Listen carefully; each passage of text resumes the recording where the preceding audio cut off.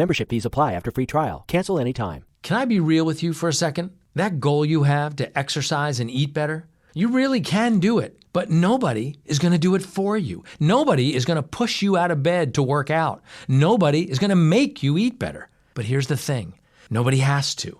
Because you can do it if you have the right tools and a community that cares about helping you get results. And that's us, Beachbody. 2.5 million people, each doing the Beachbody program that fits our own goals. Over 80 to choose from, some that take just 20 minutes a day. Nutrition plans that teach you how to eat healthy and still enjoy food. What we all have in common is we know it's not easy, so we help each other. It's as convenient as your TV or laptop, but you need to decide that you're worth it. That's why I'm inviting you to try our amazing Beachbody fitness and nutrition programs. Let us help you succeed. Here's how. Go to Beachbody.com to claim your free membership and start feeling great. O. Henry, Public Energy #1. Yes, it's time for O. Henry, America's famous candy bar, to present True Detective Mysteries.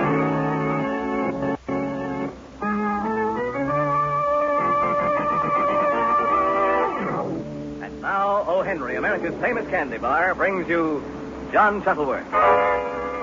This is John Shuttleworth, editor-in-chief of True Detective magazine, bringing you the case history of an actual crime. I'm sure that you've often heard the expression, crime classic. To be honest with you, I don't know exactly what that phrase means. But if you take it to mean that there are a few criminal cases so outstanding as to become famous, then I can safely say that today's case, which I call The Dream of Richard Lauber, is a crime classic. It started on Gertrude Schmidt's day off, which she spent on one of the numerous beaches outside New York. That yacht out there is a pretty sight, isn't it? Yes, it is. But you're even prettier. That's a pretty compliment, but I shouldn't listen. I don't know you. If that's all that troubles you, I can take care of it immediately. My name is Joseph Strasser, and I'm an architect. Oh, not so fast, not so fast. You're right.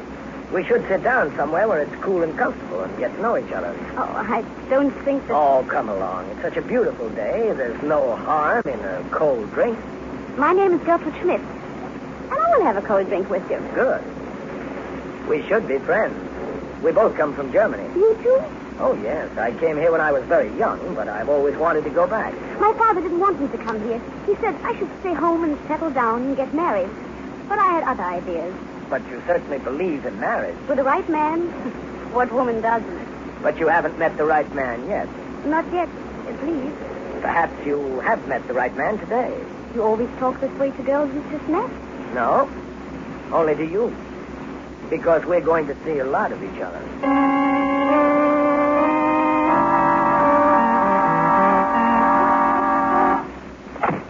Home at last?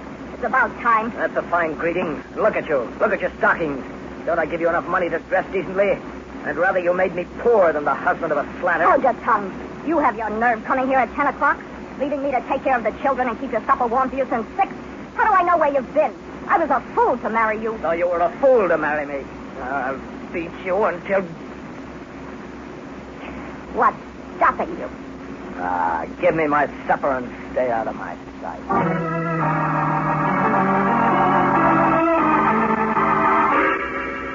This is John Shuttleworth again. You wouldn't have recognized Richard Lauber as he wined and dined Gertrude Schmidt in New York's swankiest restaurants and took long walks with her in the country. He was again using the name of Joseph Strasser. He was a carefree bachelor, charming, talking of marriage. Well, in a moment, we shall hear the path down which Lauber was to plunge with terrifying speed. But first, it's time for O. Henry. Say, Jane, you look like the picture of anxiety today. You leave your car in front of a fire plug? Nope, but I've got Christmas shopping worries. We're sort of short on Christmas tree ornaments, and I'm afraid the shops will be sold out before I get there. Well, don't let that worry you, Jane. Just stop at a candy counter or candy machine on your way home and stock up on O. Henry candy bars. Those O. Henrys look mighty good hanging on a Christmas tree. And just imagine how the youngsters in your family will go for Christmas tree ornaments they can actually eat. Yes, like grown-ups, the kids really look forward to some extra special eating pleasure at Christmas time.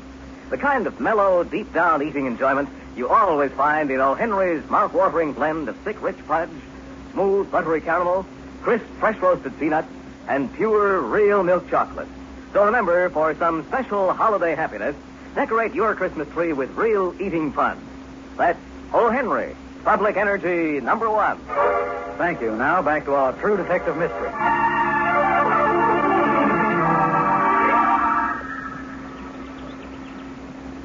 Oh, I love the country, Joseph. I know. That's why I took you out here. It's so like heaven, I think. With you it is. A penny for your thought. Oh, no. They're worth much more than that. You have a good business head. I bet you've saved a lot of money. Not too much. I spend a lot on clothes. I like to look nice. You do. But you must have something put aside for a rainy day. A little. I have a wonderful position with Mrs. Leslie Brown as a lady's maid. Oh, all this chatter is a lot of nonsense. You know what I really want to say, Gertrude. No. Yes, you do. You know I love you, Gertrude. How soon can you marry me? I could marry you right away. Because I love you too, Joseph. That's fine, Gertrude. Let's get married tomorrow. No, wait. Listen to me. I think we should wait until spring to make sure that we really love each other. I don't have to wait. But anything my little Gertrude says is fine with me. We'll be married in the spring.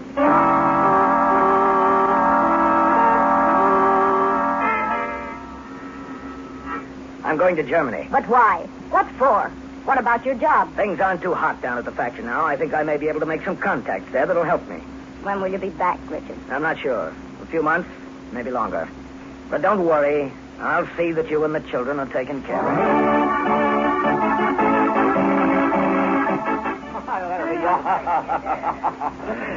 And look what I brought you, Father. Here, your gift. Oh, now this you should not have done, my little Gertrude. Bringing yourself and your husband was gift enough for us all. Well, it gave me such pleasure to buy them for you in Altona. And Joseph made me have the bill made out to Gertrude Schmidt because he was afraid that if I gave my married name, the news might come out and you would have heard I was married before we arrived. That was very thoughtful of you, Joseph. I'm going to keep the bill as a souvenir of our trip. Years and years from now, it'll make me happy just to take it out and look at it. Let us not look so far into the future. Perhaps Joseph would like to ski or go on a coasting party. I'm getting along, you know, but I still enjoy them. There's nothing I'd like better, Herr Schmidt. It's the simple things in life that I enjoy.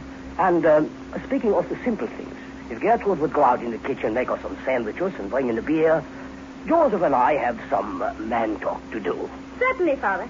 I'll take a long time to do it. First, Joseph, let me say that I'm very happy that my daughter has married a fine man like yourself. Well, thank you, Herr Schmidt. Now, as to the matter of dowry. Then Gertrude's mother and I are gone. She will inherit everything. You may depend upon that. Why, who thinks such thoughts, Herr Schmidt? Well, we all do, Joseph. And we must face reality. I have a considerable fortune. But since you are in such a fine position, I think it would be better for you to have this inheritance as an anchor in case you meet with some misfortune. Do not you? Yes. Yes, of course, Herr Schmidt. So I will give you this modest dowry on change my will so that everything I have will be given to Gertrude and her children. Now, here's the check for $375. Thank you, Herr Schmidt. I won't forget this, I promise you.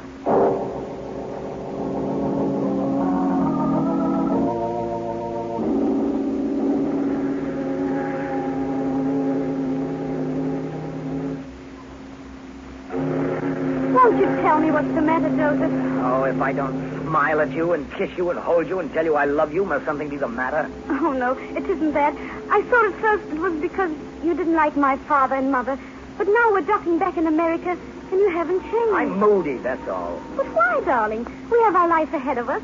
All those beautiful gifts and the wonderful police dogs Father gave us. You can stick what your father gave us in your eye. Oh. Yes, and you can say it again. I thought your father would do better by us than he did. What he gave us was very little. But we've nothing to worry about. You have your position as an architect, and we have plans for our little home, and our future's assured. That's what you think.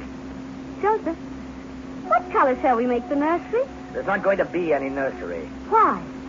You don't mean to tell me you don't like children, Joseph? They're too expensive. We haven't the money to support them. Joseph, there must be a nursery. You understand? There must be.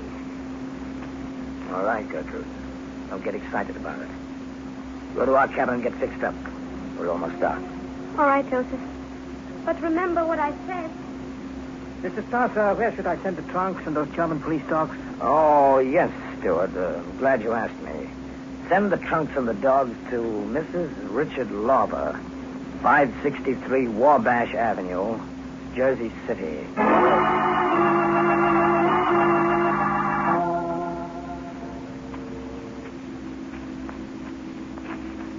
Joseph, I'm tired. Aren't you even interested in seeing the place where we're going to build our home? Of course I am, but this tourist, won't it be expensive to clear away the ground? That's my worry. Come on. Is it much further? I don't know whether I like living so far away from everybody and everything. Can't we even go to look at the ground for our house without you whining, complaining, and nagging every minute? Oh, Joseph. And don't call me Joseph. It isn't my name. I don't understand.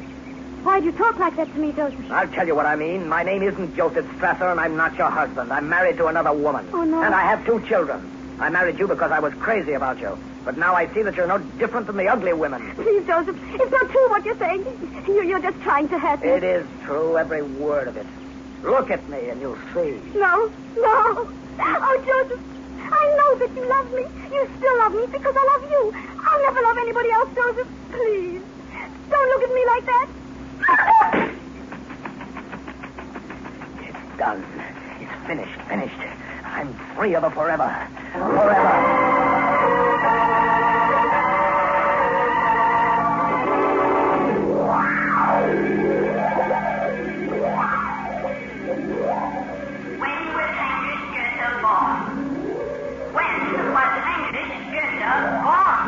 Yes, teacher, yes. I'll answer the question, but don't you see the water coming in the classroom? It is pouring in. No, don't leave me. Don't leave me. I'll drown. Let me out. Please let me out. The window. No, but there's a book shutting it, a book. Then open it. What's the matter? Please open it. Who's holding the book shut? I will open it for you, Joseph, darling. Gertrude. Here.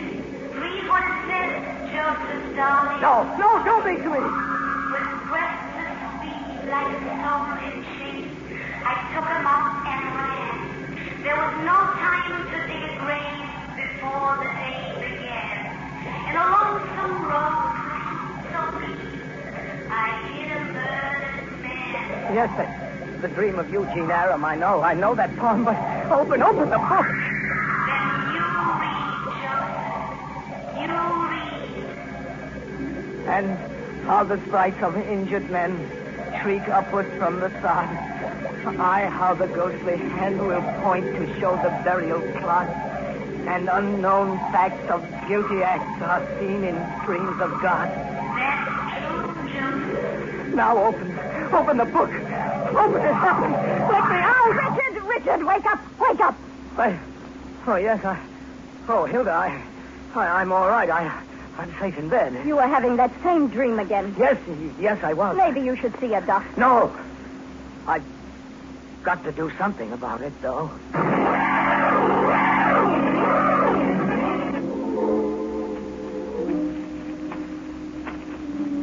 Now I'll take care of you right this time, Gertrude. It was silly of me to run away so fast. I should have seen that you were buried properly. Here we are. We went down this path. And it was right over here, at the tree. Yes, I've got a hoe and a shovel, and I'll see that you're buried properly, Gertrude. Oh! Gertrude, where are you? Well, if I can't find you, I'll get rid of you somehow. Cremation is just as good as burial. Or so they say. These woods are dry as tinder. 1 or 2 of these matches. There. That ought to do it.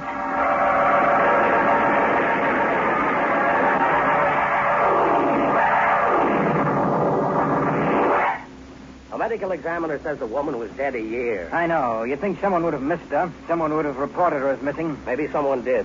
We can't get the name of the skeleton. Well, now, look, Hopper, I realize that this is an almost impossible case to crack. The trail isn't only old, it's practically non-existent, but we know it was murder. We sure do, Inspector. A bullet doesn't fall out of the heads of skeletons unless someone shot them. Okay, then let's take a look at the few clues that we do have. Yeah, here we are. A watch with the initials GS.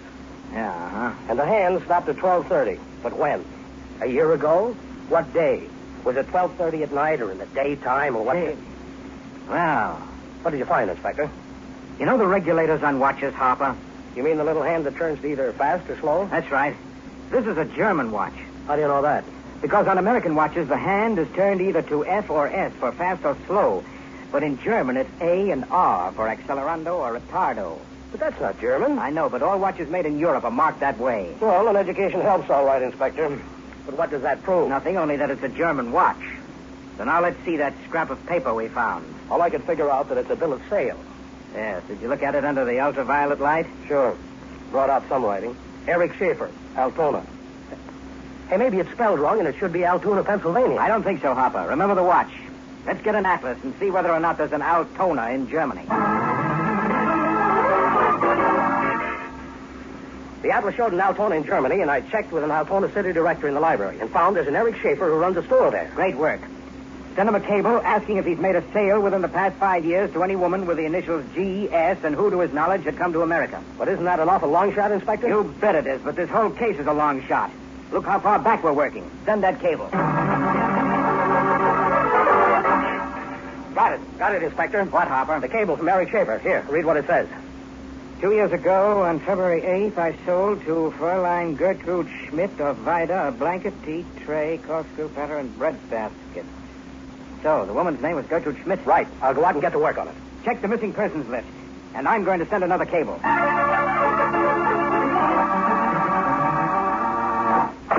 I'm sorry, Inspector. No Gertrude Schmidt was reported missing. No trace of a Gertrude Schmidt on any of our records. In fact, we can't find a thing on her. Well, don't be so discouraged, Hopper. I've received another cable from Eric Schaffer in Altona. Read it.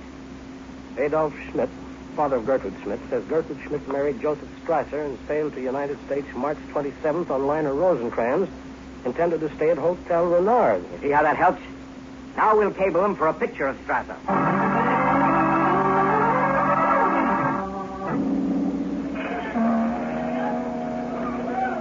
What are we looking for down here at the docks, Inspector? Trying to find the man in the shadow, Mr. Joseph Strasser. The hotel clerk at the Renard said they registered there. Sure, but he couldn't remember them, and as usual, Mr. Strasser left no forwarding address. And that's why I told you to try and find a description of the baggage of Mr. and Mrs. Joseph Strasser. And suppose we don't find it, then what? We'll find it. All we have to do is keep looking. And then? Well, then we'll find out where it was shipped. And maybe we'll have the address of the husband of Gertrude Schmidt, who was so uninterested in his wife's whereabouts that he never reported her missing. And then maybe we'll find this Joseph Strasser, the man in the shadow. Hey, here we are, Inspector. Mr. and Mrs. Joseph Strasser. Wow. Why, wow. 6 trunks and 2 German police dogs. They certainly didn't travel light, did they? What's the address? That's funny. Looks like a dead end, Inspector. Why? Well, I think they must have boarded with some people. Because the stuff was sent to Mrs. Richard Lorber, 563 Wabash Avenue, Jersey City. Well, sorry, Inspector. There's something awful fishy going on at the Lorbers, but I can't figure it out. What about Strasser? Mrs. Lorber never heard of him. Or of Gertrude Schmidt. She never took in boarders. Lying? No, that's just it. I'd swear she was telling the truth. Well, that knocks my theory into a cocked hat. You were figuring that the Lorbers might have killed their boarder. Yes, but they'd have had to kill them both. But, Inspector, the darndest thing is there are 2 German police dogs running around the yard.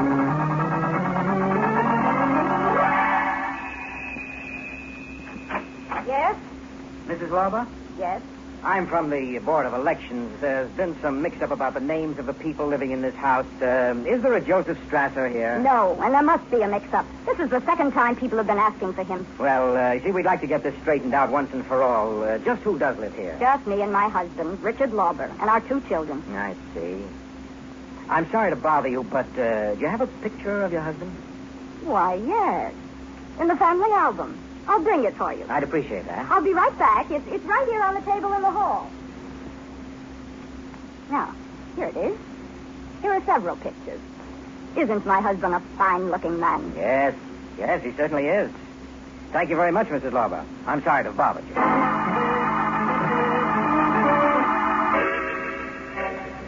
This is John Shuttleworth. In just a moment, we shall hear the amazing end of this crime classic, because although the police felt that they had the murderer, there were still some surprises in store for them. But first, it's time for O. Henry.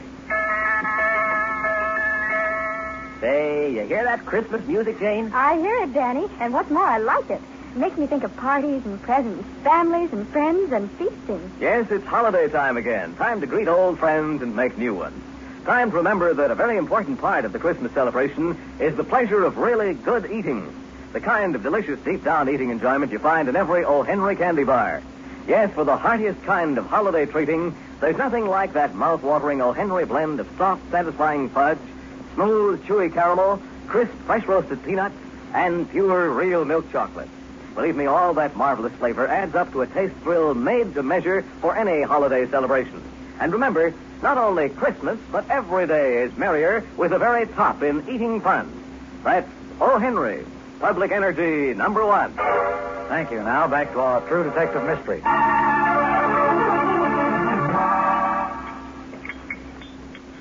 Anything new, Hilda? Oh, nothing. Except that these men are always bothering me about a Joseph Strasser. What? What did you say? Richard, what's the matter? You don't feel well, do you? What men? What did they want? Oh, I don't know. They were from the Board of Elections. They wanted to see your picture. And you showed it to them? Sure. Was there any harm in that? No. No, you couldn't know. How could you know? Oh, dear, you are sick. Yes, sick to death, Hilda. Open up in there. Who is that? What is it? It's the police. It's all right, Hilda. Let them in. Richard Lauber, alias Joseph Strasser, we arrest you for the murder of Gertrude Schmidt and warn you that anything you say may be used as evidence against you. No, you're wrong. I admit I married Gertrude Schmidt. I admit I used the name of Joseph Strasser, but I didn't kill her. Richard. You? No. Now I understand that dream. Take me away. I'm a bigamist, but not a murderer. Take me away.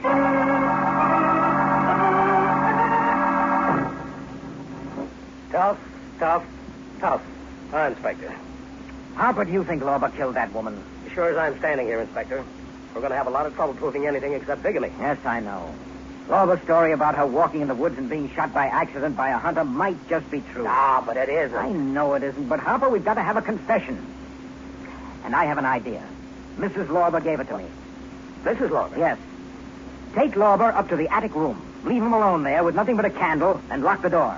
What do you think's going to happen? I don't know, but I'm banking on something. Get him up there.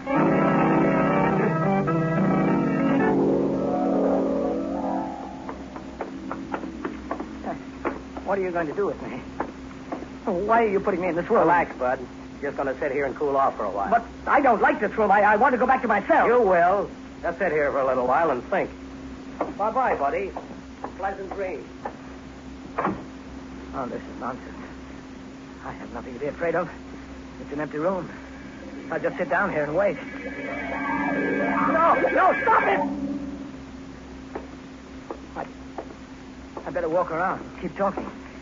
That way I don't think. Don't you, Joseph? Listen. No, I will not. I won't listen. Yes, you will, Joseph. Because what you hear is inside you. You must listen, Joseph. I won't listen. I don't hear anything. Don't you, Joseph? Listen. Don't you know what that is, Joseph? I don't hear anything. I don't hear a thing. It's the check my father gave you. The check which wasn't enough for you. The check which made you kill me. Let me out. Let me out. I killed him. Let me out. Let me out.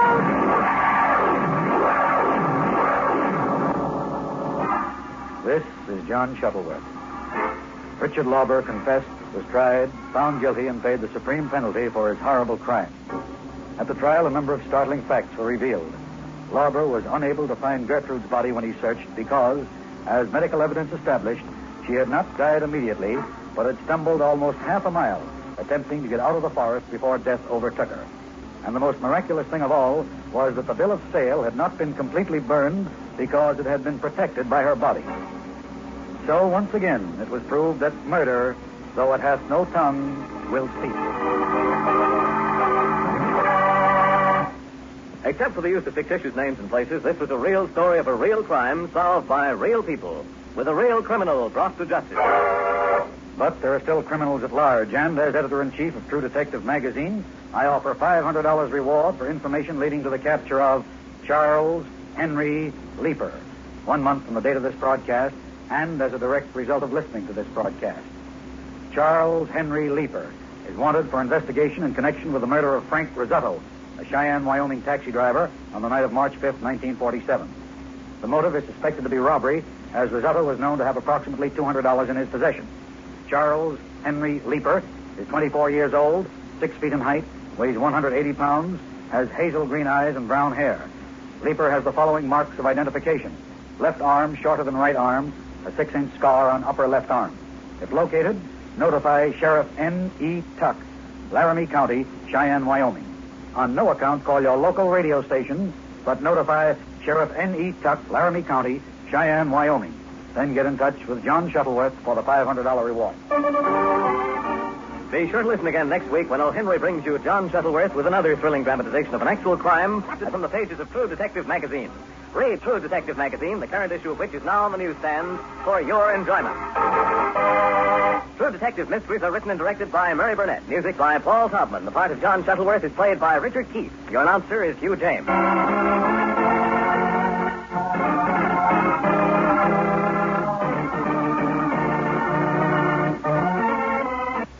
This program is transcribed. This is ABC, the American Broadcasting Company. It's now 9 o'clock, Benless Watch Time at KECA, Los Angeles. Tick-tock, tick-tock, time to shop at your downtown department store. Eastern Columbia, Broadway at night. Eastern Columbia, Broadway at night. Gift for your home, solid brass scale-type planter lamps, just $11.95. Eastern Columbia, Broadway at night. Open evenings from now till Christmas Eve. Lucky Land Slots, asking people, what's the weirdest place you've gotten lucky? Lucky? In line at the deli, I guess? Aha, in my dentist's office. More than once, actually. Do I have to say? Yes, you do. In the car before my kids' PTA meeting. Really? Yes. Excuse me, what's the weirdest place you've gotten lucky? I never win and tell. Well, there you have it. You can get lucky anywhere, playing at LuckyLandSlots.com. Play for free right now. Are you feeling lucky? No purchase necessary. Void where prohibited by law. 18+. Terms and conditions apply. See website for details.